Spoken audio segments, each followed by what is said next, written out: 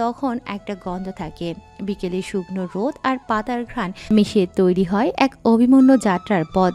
হঠাৎ কেউ কাশি দিলে বা দূরে কোনো সাইকেলের ঘণ্টা বাজলে মনে হয় এই নীরবতা কারো অপেক্ষায় বসে আছে। সন্ধ্যা যেন এক অভিমানী প্রেয়সী, ধীরে ধীরে রাত্রির আঁচলে মুখ লুকোতে চায়। সন্ধ্যা একটু রাত হতেই ঘুম ভাঙল রাতের। ঘুম থেকে উঠে নিজেকে বিছানায় দেখে কিছুটা চমকে গেল রাত। সে রুমে এলো কখন? রুদ্ধকে খাটের অপর পাশের উল্টো হয়ে বসে থাকতে দেখে অবুঝ স্বরে জিজ্ঞেস করল, আমি এখানে কেন? রুদ্ধ ল্যাপটপে কাজ করছিল। হঠাৎ রাতের এমন কথায় তার দিকে তাকিয়ে বলে, কোথায়? আমি বিছানায় কেন? তাহলে কি তোমার বাথরুমে থাকার কথা ছিল নাকি খাটের তলে? আরে বলুন না, আপনি এমন করেন কেন? আমি এখানে আসলাম কিভাবে? কোলে তুলে নিয়ে এসেছি, আবার নিয়ে দেখাবো? রাত রুদ্ধের কথা শুনে কপাল কুঁচকাল। সমস্যা কি এই লোকের? একটু ভালোভাবে কথা বলতে পারে না? এমনিতেই সকালে করা ব্যবহারের জন্য রাত কিছুটা ক্ষেপে আছে রুদ্ধের উপর। বিরক্ত কণ্ঠে বলল, না লাগবে না। যাও আমার জন্য এক কাপ কফি করে নিয়ে আসো। হুম। রাত রুম থেকে বের হতেই রুদ্ধের হঠাৎই খেয়াল হলো মেয়েটা সারাদিন না খেয়েছিল। উড়ুর উপর থাকা ল্যাপটপটা পাশে রেখে নিচে নেমে আসলো রুদ্ধ। রাত নিচে নেমে দেখে লিভিং রুম একদমই ফাঁকা, কেউ নেই সেখানে। রাত বেশি না, মাত্র সবে 7:30 বেজেছে। রাত ভাবলো হয়তো যে যার রুমে আছে। তারপর নীরবে পা বাড়ালো রান্নাঘরে। কফি বানাতে পানি গরম দিতেই রান্নাঘরে হাজির হলো রুদ্ধ। একটা প্লেটে খাবার বেড়ে রাতের হাত ধরে টেনে নিয়ে গেল ডাইনিং টেবিলের কাছে। তারপর তাকে প্লেটটা দিয়ে বসিয়ে দিয়ে বলল, খেয়ে নাও আগে। রাত রুদ্ধের দিকে পিট পিট করে তাকালো। এই লোক কিভাবে বুঝলো যে সে সারাদিন বলতে গেলে না খেয়েছিল? রাত কোনো কথা না বলে চুপচাপ খেয়ে নিল। রুদ্ধ তখন পা বাড়ালো রান্নাঘরে কফি বানাতে। কফি বানানো শেষ হতেই সে কফির কাপ নিয়ে নিজের রুমে চলে গেল। রাত খাবার খেয়ে আবার চুপচাপ চলে গেল রুমে। রুমে গিয়ে দেখলো রুদ্ধ কফি খাচ্ছে এবং ফাইলের কিছু কাগজপত্র ঠিক করছে। খাটের পাশে হেলান দিয়ে পায়ের ওপর পা তুলে কফির কাপে চুমুক দিচ্ছে রুদ্ধ, আর জহুরি চোখ দুটো স্থির করে রেখেছে রাতের দিকে। মেয়েটার হুটহাট করে কি হয় ভেবে পায় না রুদ্ধ। এই যে এখন এক কোণায় বসে চুপ করে আছে, চোখগুলো সামনের দিকে দিয়ে। রুদ্ধ ভাবে এই মেয়ের ঘাড়ের ভূত উঠল নাকি আবার। পরক্ষণেই ভাবল উঠলে উঠুক, তাতে তার কি। তাকে এসে না খামছে ধরলেই হলো। চোখ সরিয়ে নিজের কাজে মনোযোগ দিল রুদ্ধ। রাতে খাবার টেবিলে সবাই একত্রে হলো রাতের খাবার খেতে। জামিনা বানু নিজের রুমে। সে রাতের খাবার রাত 8টার মধ্যে শেষ করে। রাত যেহেতু ঘণ্টাখানেক আগেই খেয়েছে, তাই সে আর খেতে বসেনি। রুদ্র আর শুভ্রা পাশাপাশি বসে রাত আর রুদ্রের গাড়িতে বসে তোলা সেই ছবিটা নিয়ে ফিসফিস করে গসিপ করছে আর খাচ্ছে। খাওয়ার মাঝেই আহাদ আব্রাহাম রুদ্রের উদ্দেশ্যে বলে, রুদ্ধ, আগামীকালকে তুমি আর রাত মামনি খুলনা যাচ্ছ। আমি কোথাও যেতে পারবো না বাবা, ভার্সিটিতে আমার খুব ইম্পর্টেন্ট কাজ আছে। এই মুহূর্তে কোথাও যাওয়া সম্ভব না। রুদ্ধের এমন কথা শুনে মুখ চুপসে এলো রাতের। মন খারাপ হয়ে গেল তার। মাথা নিচু করে চুপ করে শুভ্রার চেয়ারের পেছনে দাঁড়িয়ে রইল। আহাদ আব্রাহাম বললেন, তুমি না বললেই তো আর হবে না। এমনিতেই বিয়ের কোনো অনুষ্ঠানই করতে পারলাম না তোমার জন্য। এখন যেতটুকু নিয়মকানুন আছে তাও কি তুমি পালন করতে দিবে না আমাদের? আগামীকালকের মধ্যেই তোমরা রওনা হবে, তাই আজ রাতের মধ্যেই সব গুছিয়ে ফেলো। কিন্তু বাবা আমি... ব্যাস, আমি আর কোনো কথা শুনতে চাই না। আর কোনো অজুহাত দেখাতে হবে না আমাকে। আগামীকালকেই তোমরা খুলনা যাচ্ছ। বাবা প্লিজ আমাকে এসব বিষয় নিয়ে জোর করবেন না। আপনি নিশ্চয়ই চাচ্ছেন না আমি এখন বাড়ি ছেড়ে চলে যাই। আমি আপনাকে বলেছি আমার কালকে যাওয়া সম্ভব নয়। যদি খুব প্রয়োজন পড়ে তাহলে ড্রাইভার দিয়ে পাঠিয়ে দেন এই মেয়েকে। আমি নিয়ে যেতে পারবো না কাউকে। তারপর আধ খাওয়া প্লেট ফেলে রেখে উঠে চলে গেল রুদ্ধ। সেদিকে তাকিয়ে ফোঁস করে নিঃশ্বাস ছাড়ল রানু বেগম। মাথা নিচু করে আছে রাত। প্রচণ্ড খারাপ লাগছে তার। সকাল থেকে রুদ্ধ তার সাথে একের পর এক খারাপ ব্যবহার করেই যাচ্ছে। এমন কেন লোকটা? বাড়ি যাওয়ার জন্য মন কান্না করছে তার, কিন্তু মা বাবার ওপর অভিমান করেছে বলে ফোন দিয়ে তাদের বলতে পারছে না। রাতের চোখ ভরে আসতে চাইল, কিন্তু সবার সামনে নিজেকে সামলে নিল রাত। শুভ্রা কানে এয়ারপোর্ট গুজে সাফির সাথে গ্রুপ স্টাডি করছে। নেক্সট উইকে তাদের একটা অ্যাসাইনমেন্ট জমা দিতে হবে। তখনই সাফি ভীষণই অসহায় স্বরে বলল, আজকে আমার লুঙ্গি পরে ঘুমাইতে হবে। উফ, বুঝলাম না মুসলমানের দিছে ছোটটার তাহলে আমাকে কেন লুঙ্গি পরে বসে রাখতে চায় আব্বা আম্মা? আরে রিল্যাক্স বেবি, তুমি বোঝো না, তুমি লুঙ্গি পরতেছো দেখেও একটু উৎসাহ পাবে, তাই জন্য তোমাকে লুঙ্গি পরায় রাখছে। বালের উৎসাহ! রাত্রে বলে একটু ঠিকভাবে ঘুমোতেও পারে না, পা নাড়াইলে মনে হয় এই বুঝি সবকিছু বেরিয়ে গেল। আমার কাছে না একটা জবরদস্ত আইডিয়া আছে, শুনবা? না থাক, মাফ করো না আমাকে। গতকালকের মতো লুঙ্গির নিচে ট্রাউজার পরে ঘুমাইতে পারবো না, গরমে ভিতরে আগুন জ্বলে ধোঁয়া উঠতে থাকে। আরে বেটা শোন তো আগে, লুঙ্গিটাকে সেফটি পিন দিয়ে আটকায় পায়জামার মতো করে প্যাঁচায় পরলেই তো হয়। ওই যে তুমি যেমনে ছবি তোলার জন্য শাড়ি লুঙ্গির মতো প্যাঁচায় পড়ো, অমনে নাকি? হ, আচ্ছা ওয়েট, দেখি ট্রাই করে। দেখো সেফটি পিন আবার অন্য জায়গায় ঢুকাই ফেললো না। আরে কি বলো হচ্ছে, দুষ্ট দুষ্ট করো না তো, নটি গার্ল। আহারে হাব বেটা। আহু রুদ্রকে ভিডিও কলে কুষ্টিয়া তার নানা বাড়ি থেকে আহুর বাবার জন্য তার মা কালারফুল লুঙ্গি এনেছে, সেটাই দেখাচ্ছে এক এক করে। রুদ্র তা দেখে কপাল কুঁচকে বলল, এটা আবার কেমন লুঙ্গি, তাও আবার কমলা রঙের লুঙ্গি? কি শাড়ি পাইছো তোমরা? তুমি তো দেখি বাংলাদেশের ঐতিহ্য সম্পর্কে কিছুই জানো না। লুঙ্গি কত রঙের হয়? হোক, রাখো এখন এগুলো, দূর। আজব, এমন করো কেন? লুতুপুতু ছাড়া আর কিছু কি মাথায় ঘুরে না? সবসময় উল্টাপাল্টা কথাই বলতে হবে নাকি তোমার সাথে আমার? শুনো মাতারি, ভবিষ্যৎ বাতার লাগি আমি তোমার। আমার সাথে লুতুপুতু কথা বলবা না তো কার সাথে বলবা? পারবো না, ফোন কাটো। বলেই মুখের উপর ঠাস করে ফোনটা অফ করে দিল আহু। রুদ্র হতাশ চোখে সেদিকে তাকিয়ে বিছানায় চিৎপটাং হয়ে শুয়ে পড়ল। ভীষণ ক্লান্ত আছে, ভবিষ্যৎ আড্ডার বাচ্চার মায়ের রাগ পরে ভাগানো যাবে, আগে কড়া করে একটা ঘুম প্রয়োজন। রাত বাজে 1:35। রুদ্রের উপর রাগ করেছিল বলেই রাত আর ঘুমোতে আসেনি একবারের জন্যও। সে ভেবেছিল আজ শুভ্রার সাথে ঘুমিয়ে পড়বে, কিন্তু সেই রুমের দরজা বন্ধ দেখে আর যেতে পারেনি সে। বাধ্য হয়ে আবার ফিরে আসতে হলো রুদ্রের রুমে এসে কোনো দিকে না তাকিয়ে সোজা ওয়াশরুমে চলে গেল ফ্রেশ হতে। ফ্রেশ হয়ে এসে চুল আঁচড়ে হাতে পায়ে অলিভ অয়েল মেখে নিল, তারপর সোফার ওপর থাকা কুশন বালিশ নিয়ে তার এবং রুদ্ধের মাঝ বরাবর রেখে দিল। তার উপর রাখলো তার মাথার বালিশটা, তারপর রুদ্ধের দিকে ভ্রু কুঁচকে তাকিয়ে ঠোঁট পাকিয়ে ঘুমিয়ে পড়ল উল্টো দিক ফিরে। রুদ্ধ চোখের উপর হাত দিয়ে শুয়েছিল এতক্ষণ, এখনো ঘুমোয়নি সে। রাতের এমন কাণ্ডে লড়াটে ভাস পড়ল তার। রাত উল্টো পাশে শুয়ে ফোঁপাতে শুরু করেছে। প্রচণ্ড কান্না এসে তার। মায়ের সাথে কথা বলার জন্য মনটা প্রচণ্ড ছটফট করছে তার, কিন্তু কাউকে বলতে পারছে না, আবার ফোনও দিতে পারবে না। কি সমস্যা কি তোমার? বউগিরি করতে গিয়ে মাথার তার সব ছিঁড়ে ফেলেছো নাকি? মাঝখানে বালিশ রেখেছো কেন? তুমি জানো না পুফি ঘুমায় এখানে? উত্তরে ওপাশ থেকে কোনো আওয়াজ না আসলে রুদ্ধ এক টান দিয়ে রাতকে তার দিকে ফেরালেই রাতের অশ্রুসিক্ত চোখ দুটোর দিকে তাকিয়ে কিছুটা হকচকিয়ে যায়।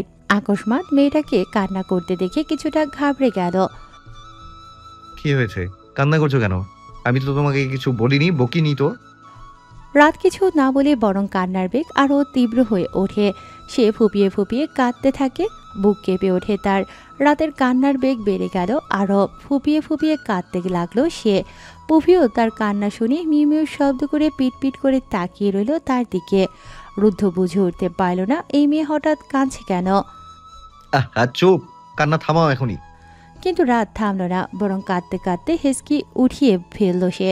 তীব্র টানে রাতকে তার দিকে ফিরিয়ে নেয়। উপায় না পেয়ে হ্যাঁচকা টানে বুকে আগলে নিল রুদ্ধ রাতকে। আলতো হাতে রাতের মাথায় হাত বুলিয়ে দিতে লাগলো সে। তারপর মৃদুস্বরে জিজ্ঞেস করল, কান্না করছো কেন? কিন্তু রাত তখনও নিশ্চুপ, কোনো শব্দ নেই, শুধু নিঃশ্বাসের ভারী শব্দ আর থরথর করে কাঁপতে থাকা তার শরীর। রাত ফোপাতে ফোপাতে খামচে ধরে রুদ্ধের টি শার্ট, নাক গুজে দেয় তার পুরুষালীর শক্ত বুকে। সঙ্গে সঙ্গেই কেঁপে উঠল রুদ্ধ। রাত তখনও তাকে খামচে ধরে রেখেছে, নাক টেনে টেনে কেঁপে উঠছে হেসকি দিতে দিতে। নখে আঁচড়ে কেটে বসে আছে তার বুকে, ঠোঁট কাঁপছে তার এখনও। রুদ্ধ তাকে শুইয়ে দিতে গেল, কিন্তু রাত তাকে ছাড়ল না। রুদ্ধ কিছু বলে না আর, শুধু রাতের চুলে আলতো করে আঙুল বুলিয়ে যায় আর তাকে নিয়েই শুয়ে পড়ে। আলতো করে শান্ত স্বরে বলে, রাত কিন্তু রাত এবারও উত্তর দিল না।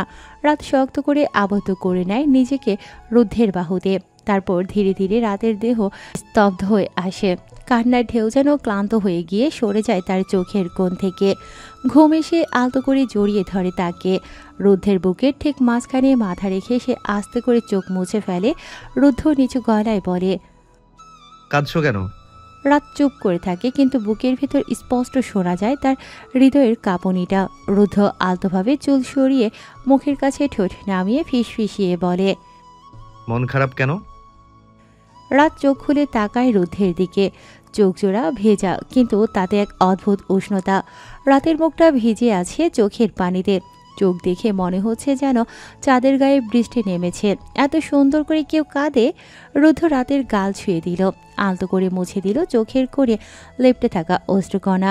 রাত একটুও কথা না বলে বুকের আরও কাছে মুখ গুজে দেয়। রুদ্ধ তার কপালে ঠোঁট ছুঁয়ে রাখে কিছুক্ষণ। নিজের অজান্তে নীরবতা ভরে ওঠে এক অদ্ভুত ভালো লাগার মাধুর্যে। রাতের ফোলা ফোলা চোখের চাহনি ঘোর লাগিয়ে দিচ্ছে রুদ্ধের। কান্না করায় চোখের পাপড়ি ভিজে ভারী হয়ে আছে। গোলাপি ঠোঁট জোড়াও কাঁপছে মৃদু তালে, যা বেসামাল করে দিল রুদ্ধকে। রুদ্ধের ছুঁয়ে দিতে ইচ্ছে করল রাতের ঠোঁট জোড়া। রাত তখনও নিঃশব্দে, চোখ দুটো আধা ভেজা লালচে। রাতের গাল জুড়ে জল শুকিয়ে যাওয়ার রেখা জল জল করছে। চুলগুলো এলোমেলো হয়ে মুখের পাশে ছড়িয়ে আছে। রুদ্ধ তাকিয়ে থাকে সেই মুখটার দিকে চুপচাপ, হৃদয় বিস্ফোরণের মতো নিস্তব্ধতায়। রাত সারা দুনিয়া ভুলে এক নিঃশ্বাসে হারিয়ে যায় রুদ্ধের বাহুর উষ্ণতায়। তার ঠোঁটের কোণায় একটা শান্তির রেখা খেলে যায় এক টুকরো ভালোবাসার মতো, তলিয়ে যেতে থাকে গভীর নিদ্রায়। কিছুক্ষণ পর রুদ্ধ নিজেও ঘুমে তলিয়ে পড়ে রাতকে এক হাতে আগলে নিয়ে। পফিও গুটি গুটি পায়ে এগিয়ে গিয়ে রুদ্ধের বুকের যে পাশে রাত মাথা রেখেছে সেখানে গোল হয়ে বসে রাতের মাথার কাছে মাথা রেখে ঘুমানোর জন্য হাফসি তুলল সে। বাইরে ভোর রাতের প্রান্তে দাঁড়িয়ে হালকা মৃদু বাতাস বইছে, ঠিক যেন কারো দীর্ঘশ্বাসে লেগে থাকা নরম স্পর্শ। সেই বাতাস নিঃশব্দে ঘরের বারান্দার সফেদ পাতলা পর্দা বেয়ে ঢুকে পড়ে ভেতরে। পর্দাতে আলতো করে নাড়িয়ে যায়, কানের কাছে ফিসফিস করে বলে যায় কোনো অদৃশ্য কবিতা। এই বাতাসেই ভেসে আসে রঙ্গনা ফুলের নরম ঘ্রাণ, সাদা কুমারী রঙ্গনার পবিত্র স্নিগ্ধ সুগন্ধ। তার সঙ্গেই মাধবীলতার সুবাস, এক অদ্ভুত মিষ্টি ঘোরের মতো, যেন কারো গোপন চিঠিতে ভেজা পারফিউমের ধারা। গন্ধগুলো একে অপরের সঙ্গে মিশে গিয়ে এক অলিখিত সুর তৈরি করেছে বাতাসে। সেই সুরে ঘরটা যেন মুহূর্তের জন্য কোনো অন্য জগতের দরজা খুলে দেয়। সব কিছু থমকে থাকে কিছুক্ষণ, ঘড়ির কাঁটা, নিঃশ্বাস, চেনা ভাবনাগুলো। রাত তখনও নিদ্রায় ডুবে, রুদ্ধ পাশে শুয়ে। বাইরের এই বাতাস, এই সুবাস যেন ঘরের ভিতরে ঢুকে পড়েছে কোনো অদৃশ্য গল্প হয়ে। ঘুম ভেঙে যায় রাতের। রাত চোখ মেরে পিটপিট করে তাকানোর চেষ্টা করল। ঘুম ঘুম চোখে তাকালো সে। তখন ঘর জুড়ে ছড়িয়ে আছে কোমল রোদ্দুরের আলো। জানালার ফাঁক গলে সূর্য রোশনি এসে পড়েছে খাটের উপরে, সোনালি আবরণে মুড়ে রেখেছে সকালটাকে। রাত ধীরে ধীরে উঠে বসতে গেলেই আলতো চাপ লাগে তার উদরে। সেদিকে তাকাতেই দেখে রুদ্ধ তার ডান হাতে আবদ্ধ করে রেখেছে তার কোমর। রাতের চোখের পাতায় এখনও ঘুমের কিছুটা ওজন রয়ে গেছে, কিন্তু মন জুড়ে আশ্চর্য প্রশান্তি খেলে গেল মুহূর্তেই। রুদ্ধ এখনও ঘুমিয়ে, নিঃশ্বাস পড়ছে ভারী ভারী তার তালে। পুরুষালী চওড়া বিশাল বুকে ওঠানামা করছে সূর্যের আলোয় ঝিকিমিকি হয়ে ওঠা চাদরের রেখায়। রাত তাকিয়ে থাকে নিঃশব্দে। রুদ্ধের ঘুমন্ত মুখটা তাকে অদ্ভুত এক আকর্ষণ করছে। রুদ্ধে ভ্রু দুটো সামান্য কুঁচকে আছে সব সময়ের মতো। নাকের রেখা, ঠোঁটের বাঁক, গালের কৌণিক ছায়া, সব কিছু মিলিয়ে তাকে অসম্ভব আকর্ষণীয় করে তুলেছে, যেন নিখুঁত কোনো ভাস্করের হাতে গড়া। তার উজ্জ্বল কপালে পড়ে থাকা কিছু চুল সকালের আলোয় ছায়ায় সোনালি হয়ে উঠেছে। এই ঘুমন্ত রূপ নির্দ্বিধায় আর নির্ভার এমনভাবে মুগ্ধ করে যে রাত নিজের নিঃশ্বাস টের পায় না। সে বুঝতে পারে না পুরুষটি এমন মোহময় কেন। এটা কি তার নিস্তব্ধতা, নাকি তার তীব্রতা, নাকি সেই কোমলতা যা এত দৃঢ় বুকের গভীরে লুকিয়ে রাখা। রাত নিঃশব্দে তাকিয়ে থাকে সেই ঘুমন্ত মুখের দিকে, যেন সময় একটিও না নড়ে, যেন এই দৃশ্যটা অনন্তকাল স্থির হয়ে থাকে তার চোখে। এ এক নিঃশব্দ প্রেম। রাতের এই মুহূর্তে রুদ্ধের থেকে ছাড়তে ইচ্ছে না হলেও আলতো হাতে নিজেকে ছাড়িয়ে নিল রুদ্ধের দৃঢ় বন্ধন থেকে। তারপর উঠে গিয়ে ফ্রেশ হয়ে তৈরি হয়ে নিল। সে বের হয়ে পড়বে ভার্সিটির উদ্দেশ্যে। আজ একা যাবে সে। রুম থেকে নিচে নামতেই রানু বেগম তাকে সকালে নাস্তা করতে বললেন। সে কোনো মতে একটা রুটি খেয়ে উঠে দৌড় লাগালো ভার্সিটির উদ্দেশ্যে। সকালের ক্লান্ত আলো ছড়িয়ে পড়েছে ক্যাম্পাসের চারপাশে। গাছে গাছে শালিকের ডাক, দূর থেকে ভেসে আসতে লাগলো ভ্যান গাড়ির ঘণ্টার শব্দ। রাত ধীর পায়ে হাঁটছিল ক্যাম্পাসের মূল ভবনের দিকে। মাথায় হালকা বাতাস লেগে চুলগুলো নড়ছিল। আজ তার পরনে হালকা আকাশি রঙের একটা থ্রি পিস। চারপাশে চোখ বুলিয়ে দেখতে দেখতে হাঁটতে লাগলো সে। ঠিক তখনই ঠাস আচমকা ধাক্কা খেলো সে একজনের সাথে। দুজনেই প্রায় একসঙ্গে বলে উঠল, আউচ! রাত সামলে দাঁড়ানোর আগেই দেখতে পেল একটা ছেলে প্রায় হুমড়ি খেতে খেতে সামনে নিচ্ছে নিজের ভারসাম্য। তার হাত থেকে কয়েকটা বই পড়ে গেছে মাটিতে। গায়ে হালকা খয়েরি শার্ট, চোখে মোটা ফ্রেমের চশমা, আর চুলগুলো যেন সদ্য ঘুম ভেঙে উঠে আসা। সরি, আমি আমি আসলে দেখছিলাম না ঠিকমতো। ছেলেটা মুখ কাচুমাচু করে মাথা নিচু করে বলল। তার কণ্ঠে বিব্রতের ভাব স্পষ্ট ফুটে উঠেছে। রাতও একটু হতবাক। সে নিচু হয়ে বইগুলো তুলতে সাহায্য করতে গিয়ে বলল, না না না, আমিও দেখছিলাম না ঠিক। আসলে আমার চোখ তখন আরেক দিকে ছিল। আমিও সরি। ছেলেটা হালকা হেসে বলল। সমস্যা নেই, আমি একাই করতে পারবো। রাত থমকে গেল। সে তাকালো ছেলেটার দিকে। এতটা সহজ সরল হাসি ছেলেটার মুখে। চশমার পেছন থেকে উকি দিচ্ছে এক জটিল সরলতা। রাত বলল, তুমি কোন ডিপার্টমেন্টে? ছেলেটা হাসলো। পদার্থবিজ্ঞান। আজকে প্রথম ক্লাস করতে আসলাম। রাত হাতের বইগুলোর দিকে ইঙ্গিত করে বলল। এই বইগুলো কিসের জন্য? ছেলেটা বইগুলোর দিকে তাকিয়ে বলে, ও, এগুলো তো কিছু থ্রিলার বই। একটু আগে লাইব্রেরি থেকে নিয়ে আসলাম পড়ার জন্য। রাত চমকে তাকালো ছেলেটার দিকে। তুমি এত পড়ো? ছেলেটা একটু মাথা নিচু করল। হ্যাঁ, মাঝে মাঝে পড়া হয়। রাত নরম সুরে মাথা নিচু করে উত্তর দিল। ভালো তো। তা নাম জানতে পারি? ছেলেটা মুচকি হেসে জবাব দিল, আমার নাম মাফরুজ। ও, আমি রাত। তো তুমি আর আমি একই ডিপার্টমেন্টে। আর একটু পরেই তো ক্লাস শুরু হবে। চলো ক্লাসরুমে যাই। ক্লাসে আসতেই তাদের সঙ্গে যোগ দিল উপমা এবং মাফি। মাফি তখন মাথায় হাত দিয়ে বসেছিল। রাতকে দেখতেই বলে উঠল, এই মহিলা, তোর সমস্যা কি? এতক্ষণ লাগে কেন আসতে? জামাই ছাড়া থাকতে মন চায় না, তাই না? তখনই পাশ থেকে গা দুলিয়ে হাসতে হাসতে বলে উঠল উপমা, যেমন তুই তোর ব্যাটা ছাড়া থাকতে পারোস না। চুপ থাক মহিলা। এই, আমাকে মহিলা বলবি না, আমি মহিলা না। তাদের এমন কথোপকথন শুনে মাফরুজ ফিক করে হেসে ফেলল। তার হাসি শুনে মাফি এবং উপমার দুজনেই কথা থামিয়ে তার দিকে তাকালো। মাফি মাফরুজকে দেখে ভ্রু উঁচিয়ে বলল, ও মা, এটা কাকে ধরে আনলি মহিলা তুই? এই, তোর না অলরেডি একটা জামাই আছে? দুলাভাই জানে এগুলো যে তুই আরেক বেটার হাত ধরে ঘুরে বেড়াচ্ছিস? তুই কে গো বাবা? হারিয়ে গেছো নাকি? মাফরুজ মাফির কথায় বিষম খেল। চশমার ফাঁক দিয়ে আর চোখে তাকালো মাফির দিকে। রাত মাফরুজকে তাদের সাথে পরিচয় করিয়ে দিল। মাফি আবার বলল, এই অবলা 6 ফুটের শিশু টাইপ ছেলে তাহলে আমাদের ক্লাসমেট? ওহো, আমি অবলা না আপু, ভণ্ডামি শুরু করলে বুঝবেন তা। ও মা, ছেলে বলে কি? আচ্ছা বাবা, কইরো, আমরাও দেখবানি তোমার বন্ডামি। উপমা এতক্ষণ ধরে মাফরুজের হাতের বইগুলো খেয়াল করে দেখছিল। মাফির কথা শেষ হতেই সে সাথে সাথে বলে উঠল, এত বই তুমি কই থেকে চুরি করলা মামা? আরে চুরি করতে যাব কোন দুঃখে, এগুলো লাইব্রেরি থেকে নিয়ে এসেছি।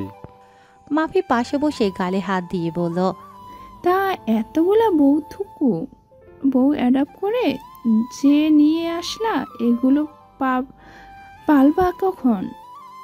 পালবো না, গিলবো। কেমনে? টমেটো সস লাগিয়ে? পান্তা ভাতার মরিচ পোড়া দিয়ে।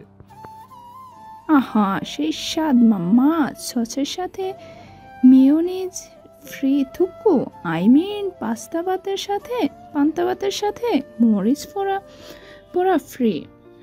তাদের এমন কথোপকথনে হতভম্ব হয়ে তাকিয়ে রইল তাদের দিকে রাত আর উপমা। তারা চারজন যে একই গোয়ালের গরু তা ভালোই বুঝলো রাত। এভাবেই চার বন্ধু আলাপ জমিয়ে গল্প জুড়ে বসলো আর আড্ডা দিতে লাগলো।